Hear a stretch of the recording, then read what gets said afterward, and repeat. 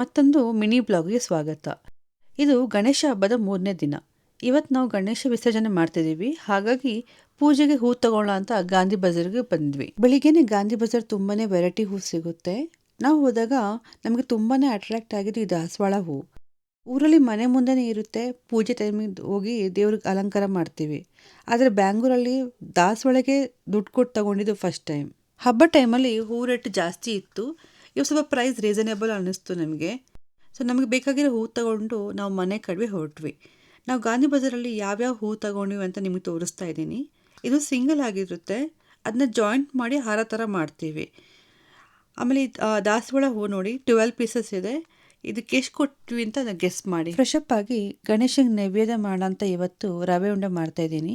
ಸಿಂಪಲಾಗಿ 15 ಮಿನಿಟ್ಸಲ್ಲಿ ಮನೇಲಿರೋ ಫ್ಯೂ ಐಟಮ್ಸಿಂದನೇ ಮಾಡಬಹುದು. ಈ ರೆಸಿಪಿ ಬೇಕಾದಲ್ಲಿ ಕಮೆಂಟ್ ಮಾಡಿ, ನೆಕ್ಸ್ಟ್ ವಿಡಿಯೋ ಅಪ್ಲೋಡ್ ಮಾಡ್ತೀನಿ. ರವೆನ ಯಾವಾಗಲೂ ಆದಷ್ಟು ಕಡಿಮೆ ಫ್ಲೇಮಲ್ಲಿ ಹುರ್ಕೋಬೇಕು. ತುಂಬ ಜನ ಟ್ರೈ ಮಾಡಿ ಹೇಳಿದ್ದಾರೆ ಉಂಡೆ ತುಂಬಾ ಗಟ್ಟಿಯಾಗಿ ಆಗ್ಬಿಡುತ್ತೆ, ಇಲ್ಲ ಅಂದರೆ ಪುಡಿ ಆಗುತ್ತೆ ಅಂತ.